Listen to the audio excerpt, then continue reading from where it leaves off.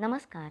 श्रवणानंद उपक्रमांतर्गत आपण ऐकतो आहोत भारती सुदामे लिखित कृष्णद्वैपायन महर्षी वेदव्यास. आपण काही विशेष अवलोकन केलंत का तात? धृतराष्ट्रानं भयानं पृच्छा केली. पुत्रा, इथे येताना मला दिसलं ससाणे, गिधाडं, काक, कंक, अन्य काही मांसभक्षी पक्षी थव्या थव्यानं राजनगरीत वृक्षांच्या शेंड्यावर उतरतायत. त्यांना अश्वांचं, गजांचं विपुल मांस खायला मिळणार आहेत म्हणून आनंदानं चित्कारतायत. भीषण भीतीची जाणीव देणारे कंक पक्षी दक्षिण दिशेकडे प्रयाण करत होते, ज्यामध्ये सूर्य, चंद्र, नक्षत्र प्रदीप्त झाली होती. तिथींचा संपूर्ण क्षय झाला होता. असा दिवस आणि अशी रात्र मी स्वप्नात पाहिली. हा महान दुर्योग आहे. तसंच कार्तिकी पौर्णिमेला तेजोहीन असा चंद्र तांबड्या रंगाचा दिसला. हाही एक अशुभ योग आहे. हे सगळं का घडत असावं तात? हा प्रश्न आता निरर्थक आहे पुत्रा. दुर्योधन म्हणजे तुझ्या पोटी काळच जन्माला आलाय. तो कोणत्याही दृष्टीने हितकारक नाही. ह्या कुलाच्या क्षयासाठी आणि राजांच्याही नाशासाठी राज्य मोहरूपी अनर्थच तुझ्या संदर्भात निर्माण झालाय. तुझ्या या अतिरेकामुळे तुझ्या धर्माचा लोप झालाय. अजूनही तुझ्या पुत्रांना धर्माची जाणीव करून दे. परंपरा कथन कर. पांडवांचं त्यांना त्यांचं राज्य मिळू दे. कौरवांना शांती मिळू दे. व्यास कळवळून स्वपुत्राला त्याच्या धर्माची जाणीव करून देत होते. पण त्यांना मध्येच अडवून धृतराष्ट्र म्हणाला, तात, आपण जाणताच की जग स्वार्थामुळे मोहवश होत असतं. मलाही जगाप्रमाणेच स्वार्थमूळ झालेला समजा आणि उपदेश करा, मार्गदर्शन करा. माझे पुत्र माझ्या अधीन नाहीत. माझ्या बुद्धीला अधर्म करणंही उचित वाटत नाही. पण तुम्ही आमची धर्मनिष्ठा आहात. कौरव पांडवांचे पितामह देखील आहात. तुला काय बोलायचं ते स्पष्ट कर. मला जे शक्य आहे ते मी करीन. हे भगवान, युद्धात कौरवांचा विजय होणार नसल्यानं आपणाला ही दुश्चिन्ह जाणवली. तशीच युद्धात विजयी होणाऱ्यांची देखील शुभचिन्ह असतीलच की. ती जाणून घेण्याची माझी कामना आहे. अशी काही चिन्ह आपणाला पांडवांच्या दृष्टीने दिसली का? हे कुरुकुलभूषणा, विजयाची चिन्ह तर असणारच. प्रथम जे चिन्ह असतं म्हणजे युद्धभूमीवर जाणाऱ्या वीरांच्या मनातली प्रसन्नता. योद्ध्यांची वाणी आनंददायी असते, उत्साही असते. ज्या समयी सूर्याचे, चंद्राचे किरण अत्यंत शुद्ध असतात तिथे विजयाची निश्चिती असते. ज्या युद्धस्थानी राजहंस, पोपट, क्रौंच, शतपत्र हे पक्षी थव्या थव्यानं येतात तो तिथे जय असतो. ही सगळी शुभचिन्ह आहे. ही मी बघितली आहेत पांडवांच्या बाजूला. तसेही राजा विजयाचेही प्रकार असतात. साम किंवा दान यांच्या सहाय्यानं मिळवलेला विजय श्रेष्ठ प्रतीचा विजय मानला जातो. भेदातून म्हणजे फंदभितुरी करून मिळवलेला विजय मध्यम प्रतीचा समजला जातो आणि युद्धात मिळवलेला विजय हा अधम असतो. योद्ध्यांचा संघर्ष होणं, त्याची परिणिती विनाशात होणं अत्यंत दुर्दैवी आणि खेदकारक गोष्ट आहे.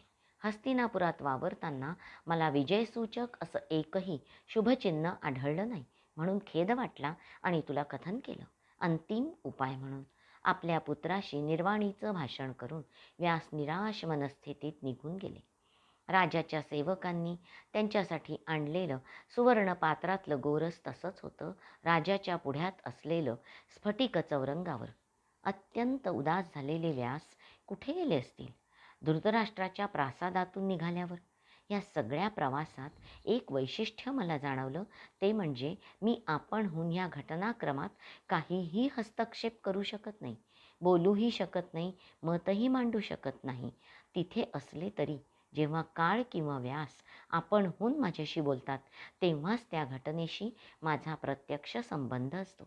म्हणजे बघा, कुरूंच्या राजसभेत कृष्णशिष्टाईच्या वेळी उपस्थित न राहण्याचा निर्णय घेतला होता. तेव्हा नदीतीरी एकटेच बसलेले व्यास व्यथित होते. मला खूप वाटलं की त्यांच्याशी बोलावं, मन हलकं होईल, मनातला विषाद कमी होईल. ते माझ्याशी बोलले तर. पण तेव्हा असं वाटलं त्यांना माझ्या तिथं असण्याची जाणीवही नसावी बहुतेक. मी तिथेच असते, चौकटीच्या बाहेर. मला सगळं दिसत असतं, समजत असतं, जाणवत असतं, बोलावंसंही वाटत असतं, पण ते घडत नाही. व्यासांचं दुःख माझ्या जिव्हारी लागलं. या विनाशात, त्यानंतरच्या परिवर्तनात माझ्या मातीतला मूळ माणूस हरवतोय याची मला चिंता आहे. किती मूलभूत चिंतन आहे. या देशातल्या मातीतला मूळ माणूस कोण होता तो? कसा होता? काय होती त्याची ओळख? व्यासांना तो 5,000 वर्षापूर्वी हरवण्याची भीती वाटत होती. आणि आजचं काय? आज काय वाटत असेल त्यांना? जाणीवेच्या रूपात, ज्योतिर्मय शरीरानं, मनाने ते अस्तित्वात आहेत ना? होय आहेत, आणि तुमच्या सान्निध्यात आहे. काळाचा ध्वनी उमटला आणि माझे चक्क डोळे भरून आले. प्रणाम महात्मन, मी गदगदून म्हणाले. कशी उतराई होऊ तुमच्या जिव्हाळ्याची. अगदी अचूक क्षणी आलात. मला खूप गरज आहे तुमच्या आधाराची. काळ अचूक किंवा चूक नसतो, तो क्षण महत्त्वाचा असतो. ज्या क्षणी मानव त्याला जाणतो, त्याच्या अस्तित्वाचं भान ठेवतो. मला हे गहन तत्त्वज्ञान कळत नाही. मला एवढंच कळतं की आज आपली गाठ पडावी आणि ती पडली. पण मग हा एवढा गहिवर कशाचा? काय एवढं अवरुद्ध झालं माझ्या वाचून? व्यासांचं दुःख, त्यांचा विषाद, त्यांची तगमग, खूप त्रास होतोय त्यांच्या सगळ्यांचाच. व्यासाला? त्यांना तर होतोच, म्हणजे होतच असणार. मलाही होतो. सध्या काळच वाईट आहे. असंच म्हणाले व्यास धृतराष्ट्राला. अनवधानानं बोलले. क्षणात चपापले. क्षमत्व महात्मन, म्हणजे मला असं नव्हतं म्हणायचं. म्हणजे नकळत बोलले मी. मला काही सुचेना. माझी ती त्रेधा पाहून काळाला गंमत वाटली असेल का राग आला असेल? मी त्याला वाईट म्हटलं म्हणून? तू काहीच म्हटलं नाहीस, मीच बोललो ते. एरवी तुम्ही मानव येता जाता म्हणत असता, म्हणून विचार केला आज आपणच हे विधान करून पाहू, तर तुला लागलेच पटलं ते. तसं नव्हे. हे वाक्य मी व्यासांकडून ऐकलं आणि चटकन उमटली ती प्रतिक्रिया. नेमकं काय म्हणायचं होतं आपल्याला व्यासांच्या संदर्भात? तुला जे म्हणायचं होतं तेच. त्यांच्या दृष्टीपुढे विनाशाची चिन्ह दिसत आहेत. इतक्या वर्षांच्या परिश्रमानं निर्माण केलेली समाजव्यवस्था, कुटुंबव्यवस्था, राज्यव्यवस्था, धर्मव्यवस्था सगळी कोलमडून पडणार. मी बोलतच राहिले, बोलतेच आहे. भरून आलेलं मन मोकळं करते, काळ नोंद घेतोय मूकपणे. हे सगळं आठवलं, मनात आलं. व्यासांची चिंता किती सनातन आहे ते.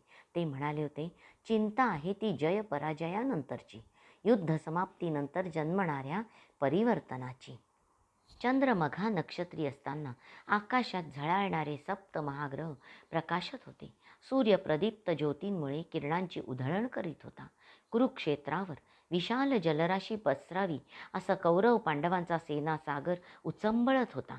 त्यात हिमनगांच्या उत्तुंग शुभ्र शिखरावर दिसणारं एक छत्र उठून दिसत होतं. एक शुभ्र धवल रथ, ज्याचे अश्व शुभ्रतेला मात देत होते, ज्यावरचा ध्वज फेन धवल होता.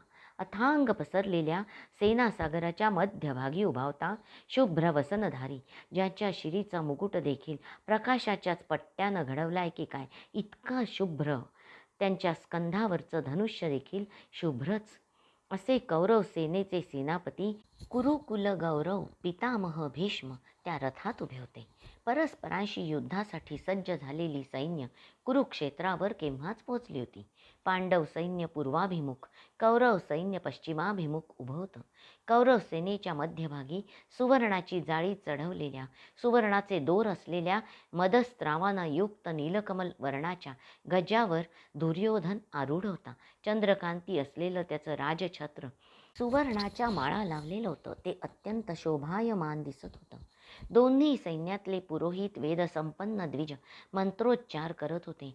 परंपरेप्रमाणे दोन्ही राजे दुर्योधन आणि युधिष्ठिर याचकांना वस्त्र, धेनू, फल, पुष्प, सुवर्ण आदींचं दान करीत होते. रणवाद्य वाजू लागली. भीष्मांनी घनगंभीर घोषणा केली आणि लगेच नगारे, ढोल, नौबती, डंके, रणभेरी वाद्यांचा एकच कर्णभेदी ध्वनी उमटला. सगळी गगन भेदून त्यांनी आकाशाची पोकळी भरून काढली.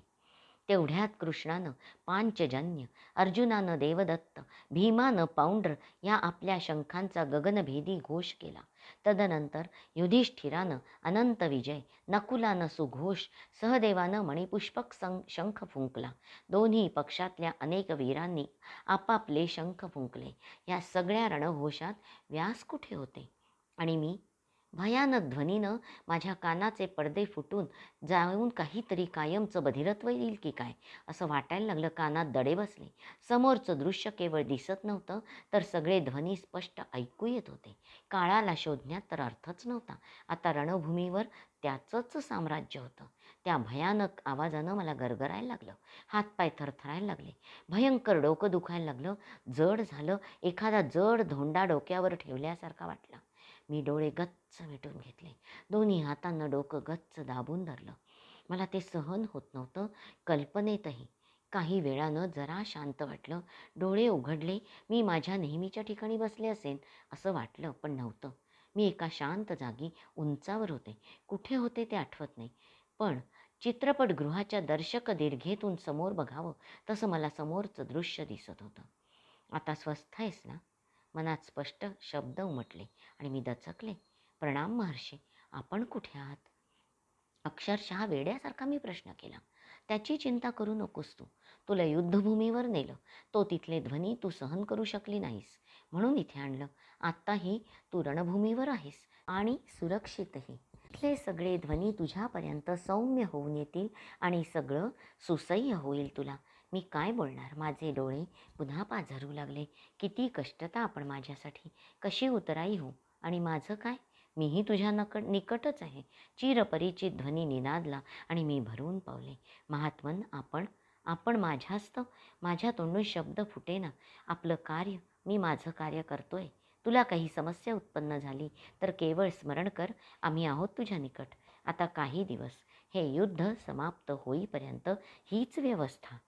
एकाएकी सगळे आवाज थांबले. मी भानावर आले. माझ्या डोळ्यापुढे पुनश्च रणभूमी होती. माझी दृष्टी भिरभिरत होती. एवढ्या सेनासागरात मी काय पाहणार? काय दिसणार होतं?